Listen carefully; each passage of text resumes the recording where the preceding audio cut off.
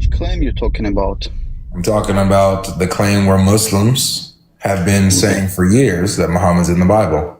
Yes. So, do you know where that claim is? Well, yeah, they get it from the Quran. Okay, but not you don't know about the Bible? It's not in the Bible. Okay. It's in the Hebrew Bible. It's nowhere in the Bible. So, if I say in the Song of Solomon's, what does that say? Song of Solomon 5:16. Yeah. So, are you talking about that one as well? Anywhere you guys can think of, he's not there. In Song of Solomon 5:16, if you can pull up the Hebrew Bible and look at the translation, it says Mahmad. Yeah, Mahmad, or in the plural, it's Mahmadim, which is not Muhammad's name. The translation is Altogether. altogether lovely. Same thing with in the Quran when it says Ahmad, it translated as It means praised one. yes, praised one, and Ahmad. There are synonyms. They don't mean the same thing, my friend. Praised one and altogether lovely are not the same thing. Well, that is also a cultural thing. Like when you read the Quran, you have to recite it, so you have to hear it. Same thing when you do it in a Hebrew, you're gonna hear it. They're not going to hear Muhammad's name. They're going to hear Mahmadim. That's gonna be Muhammad's name. That's not Muhammad's name. That's what you're saying, but by hearingly, if you hear it, that's what it is. The meaning of Quran, the meaning the Quran means recite. So when you read the Quran, when you pray, it's all verbal. Same thing. Do you believe that women are prophets? Women? Yeah, women. The female species. Do you believe that females are prophets? I don't know. I think you're talking about the song. Yeah, do you believe that Israel? Do you believe as a Muslim that females are prophets? I have no idea about if females can be prophets or not. I don't know about that. In Islam, they're not. It's only men. Yeah. This is a woman speaking about her. This is a woman speaking about her husband, about her groom. Well, these things, it's not supposed to be direct. There are hints. It's like if you imagine, like in the time of Abraham, they only could hear, they could not write. So they could hear, and by the hearing, they would understand. They could write as well. What are you talking about? Well, hearing, when God is talking, he's not going to write to you. He's going to make noises or voices. So he heard. Have you ever heard of the scrolls of Abraham?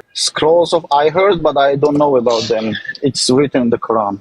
Yeah, the Quran talks about the scrolls of Abraham. If in the time of Abraham he couldn't write, then how are there scrolls of Abraham? Well, he's supposed to hear it and write. So he could write in his time, right? Yes, he could, but also he's supposed to hear to write. And so, my brother, just to make a long story short, if you read the Song of Solomon, these are poems that are being written, songs that are being, traded between a wife and her husband. And in chapter 5, verse 16, if you read the passage, that's the wife talking about her groom, her husband. And she's describing him, talking about how handsome he is, how desirable he is, how she cannot wait to be with him, and how she can't, wait to, do the thing. And she's talking to her sisters, and she's talking about how altogether desirable he is, altogether lovely he is, which is the word mahmadim, which means desirable things or totally desirable. Yeah. I'm doing this to show you guys that Muhammad is not in the Bible. You guys he's nowhere there. That's the point of this. Okay, so in Isaiah, do you think Muhammad is mentioned? What do you think? Well, I think, in my idea from everything I know, I think he is mentioned, but not by name, He's mentioned like if you give a book to somebody and say read, he doesn't want to read it. But if you give the book to somebody who cannot read, he tries to read it. It's written in Isaiah. You're talking about Isaiah 29. I don't remember the chapter and verse. I do. Because it's Isaiah 29 verse 12 that you're referring to. Okay. But again, the context will, if you want to say that that's about Muhammad, you're destroying him, because it's about false prophets and how God takes away his prophecy and his vision, his communication with them, because they're hypocrites. So he says that he gives them a spiritual drunkenness and puts them in a stupor. And he says that he's taking the revelation away from them. And it says, and it will be like this.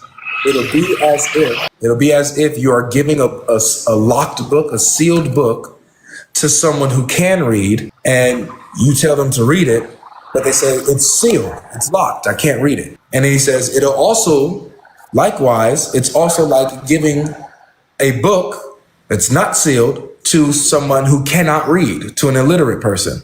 And you say, here, read this book. And they say, I can't read. I'm illiterate, I can't read.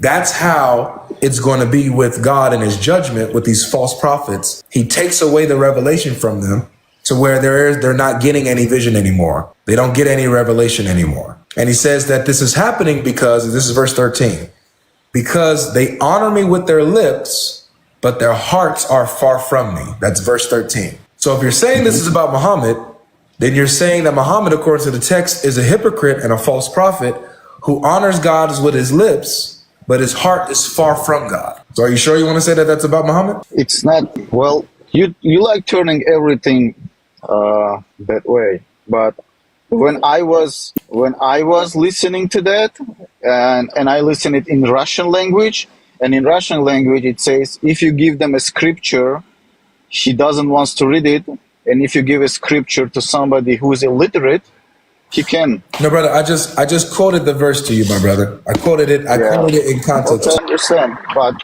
so there's nothing that I'm making up or twisting. I gave it to you exactly as it said.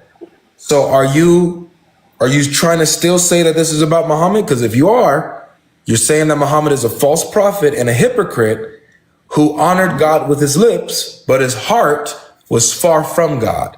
Are you saying that that's about Muhammad? I'm not gonna say the way you describing it. It's not me. Because if you listen, I understand. If you listen to the whole thing in Isaiah, he's not going. I gotta stop you because you keep saying I'm not gonna go with how you're describing it. I'm quoting the verse. This isn't my description. I understand. Yes. You understand? You understand? Yes. And so this is what the verse understand. says. Yes, I understand. You're quoting. I understand the way you're quoting it from the book. Okay. But the way I understand it, because I heard the whole thing, with Isaiah, you have to go from 1 to 30 in one time. Like you cannot divide them because it's in 3 books. And after Isaiah 30, he was murdered after the chapter 30, and then brother, you got it wrong. It's not Isaiah's story. Hello. Yeah, that's not Isaiah's story, my friend. It's cutting out. All right, man. The way I understand it, it's not going like continuously. It's very choppy. So the way you're describing it, it's new to me. This is what I'm saying, my friend. All you have to do is read the text. Just read it. That's all you got to do. All you got to do is read it. Stop listening to these other people misquote the Bible and take the Bible out of context. All you have to do to, get to the bottom of this is read it yourself. That's all you got to do. I promise. That's all you got to do. Stop listening to these Dawa guys who are lying. Stop listening to these fake YouTube videos. I didn't listen to anybody. I listened to the audio version. All right, just read it for yourself, brother. No, well, from listening to it over and over, I got, in my opinion, listening, you understand it more than reading, because when you read, well, clearly it's like the way you read. Case. But that's not the case because you didn't know what it was saying. You didn't know what it was saying. I speculate that you've never read the context of that. I speculate when I listen, I get more context. When I read, I don't get the context. So what I'm saying, in my opinion, if you listen to it, you get more context. Well, that's fine. So listen to it again, and then do yourself that favor and listen to it again. Okay? Yeah, right, man.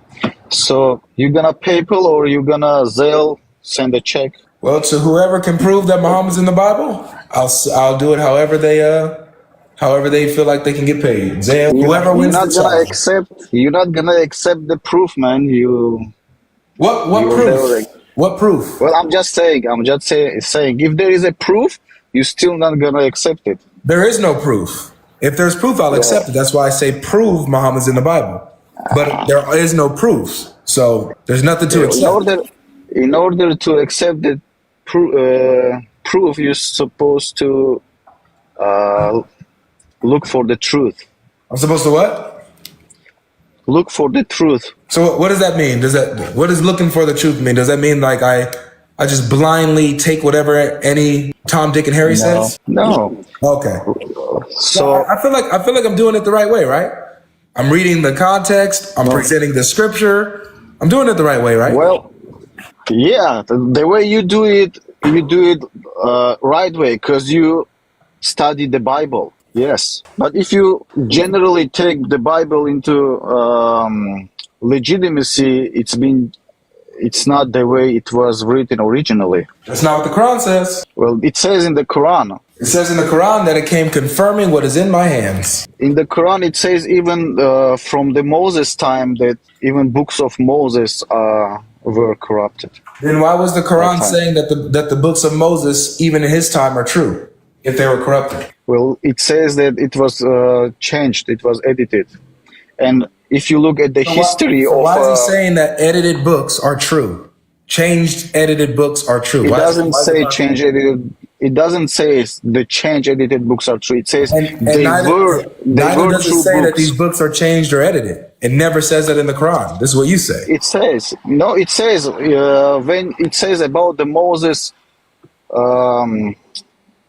next time when I see you live, I will take a note of, because it says like 3 or 4 times there. Sure, sir. Come back next time, and we'll talk about what the Quran says about the Bible, if it says it's corrupt or not. Well, that'll be a good topic.